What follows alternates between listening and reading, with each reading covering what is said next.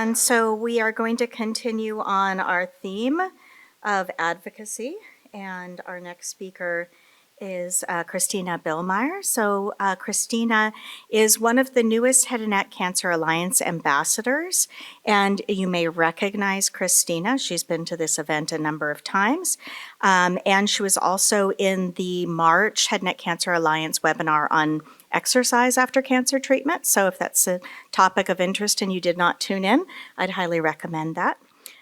Christina has been a top fundraiser for the Head and Neck Cancer Move-a-thon the past few years. She's actually the reason that Stanford has a team, because she said, hey, do you guys know about this event? You should get involved. She has been raising funds for patient and caregiver support programs, and we are just so fortunate to have Christina as part of our Stanford family. And I'm delighted to have her here today to share a bit about her journey and finding meaning after her cancer diagnosis. So please join me in welcoming Christina. Good morning again. My name is Christina Billmire. I am a mother of two young children, not young children, older grown boys, sorry. I'm nervous too, you know, when you get up here and you talk in front of people, your mind races and you're not sure what you're going to say and it comes out differently than you plan. Anyways, I'm also a Navy veteran and I'm a survivor of tonsil cancer as well. Before my diagnosis, like I said, speaking in front of a group of people was not something easy. Now I just aim to raise awareness about head and neck cancer. Receiving a cancer diagnosis for many of us is a very difficult experience, often leaving us questioning why this has happened to us.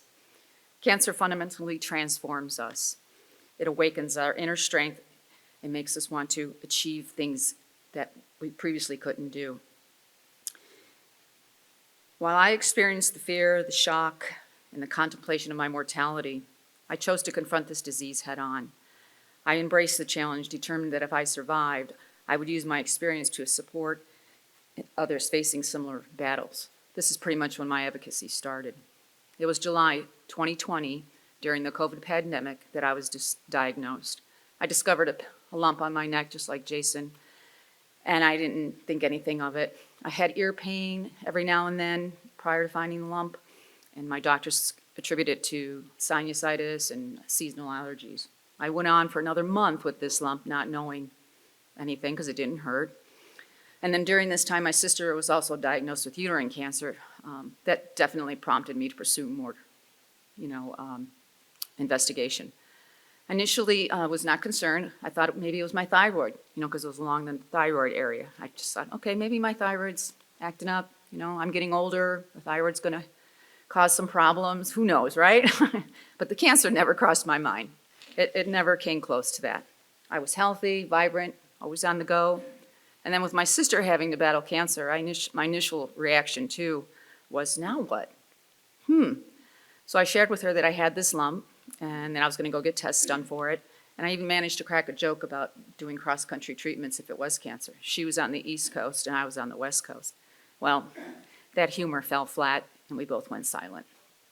I reassured her that whatever the outcome was, we'd stand by each other and support each other through it all.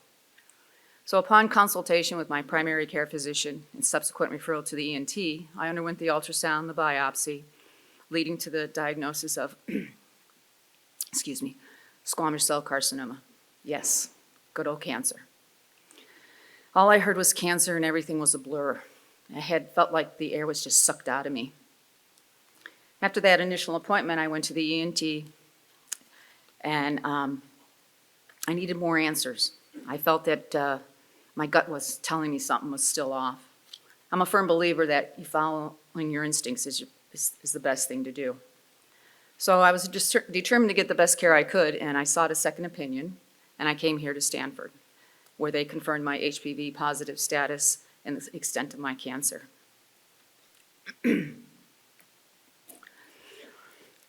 October 6th was my first appointment where I met my care team. I was so overwhelmed because at that time I felt I had a lifeline thrown to me. I was in this room with all my doctors, listening to practically nothing. Everything was a blur. And then all of a sudden I heard three letters, HPV. And at that time I was like, oh my gosh, I had this oh my gosh moment when I realized back in my 20s I had an outbreak of the HPV on my cervix after an abnormal pap that came back. I went on to clear the virus. I even went on to have children. I even had a hysterectomy. I didn't think anything of HPV after that because back then HPV was considered more of a cervical cancer issue. Well, 3 decades later, here I stand, and it did cause my cancer. As you can see here in these pictures, sorry if the tonsil removal picture isn't the best, but I'm sure others have worse. This is my recovery picture and then my first day of treatment. I had to navigate through disbelief and shock, and I embarked on a path that had its challenges with treatment, consisting of the tonsil removal, chemotherapy, and radiation. I underwent surgery for tonsil removal on October 10th. 1 month later, on November 10th, I began my first session of chemo and radiation. And in this picture here on 11/10/20 is my girlfriend from the East Coast and me starting my treatment. And November 10th also has another significance day for me because it was my wedding anniversary.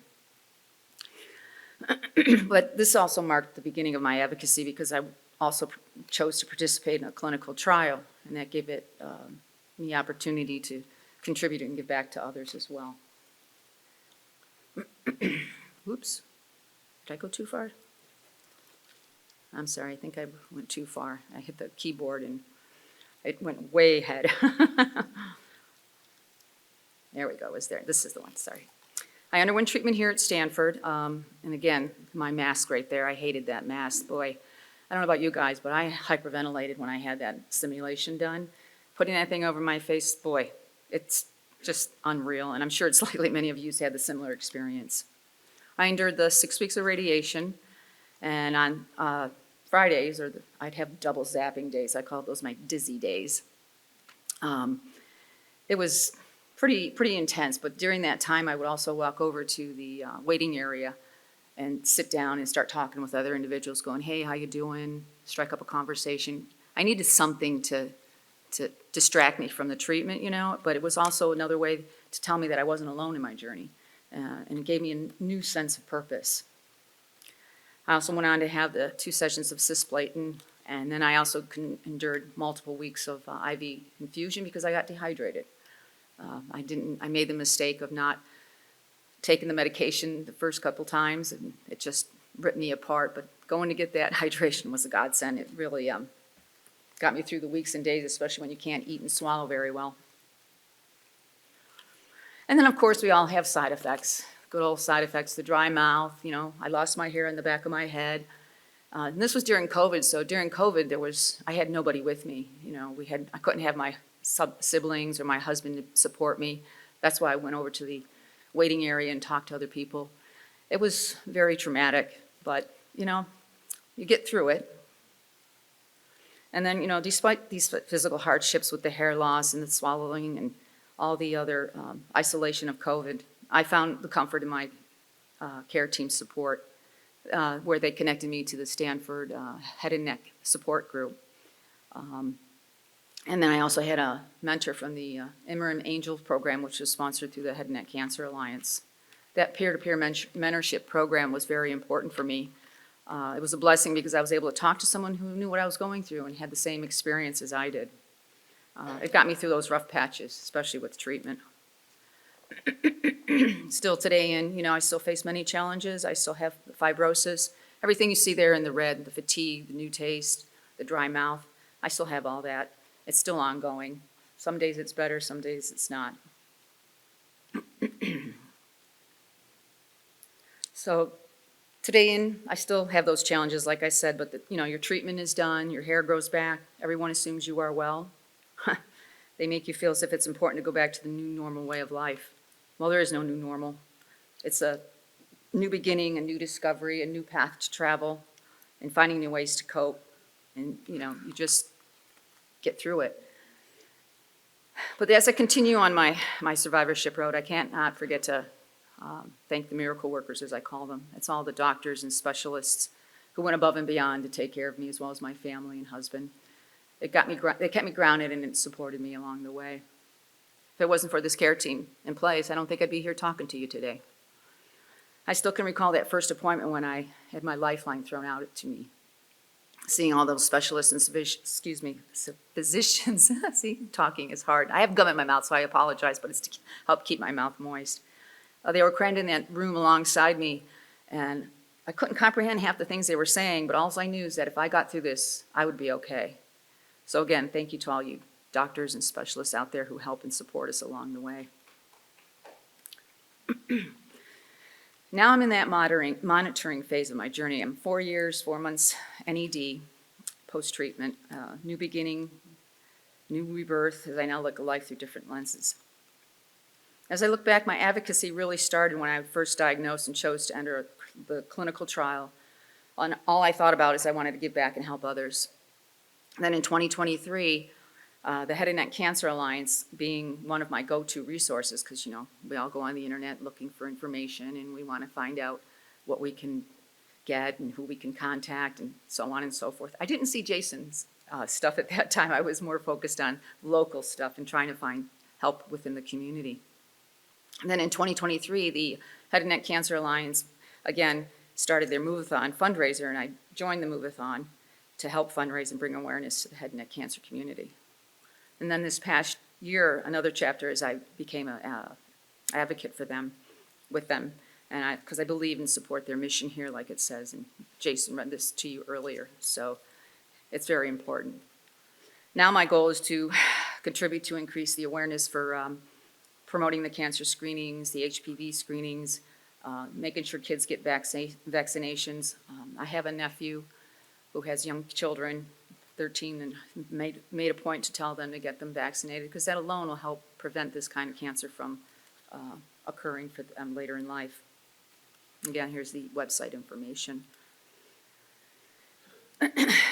Now every day, despite everything, and I'm losing my sister to cancer, my heart is filled with joy and peace for the challenges I face and what I manage will become in the future as I continue to grow and live life to the fullest. I am grateful and blessed for the things, knowing that each day is a precious gift.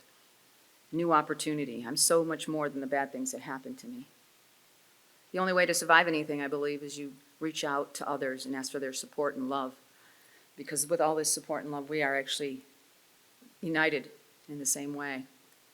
And we are all connected. So in closing, the only thing I have left to say here, as it says in this quote, is a day well spent transforms yesterday into a cherished memory and tomorrow a vision of hope. Thank you.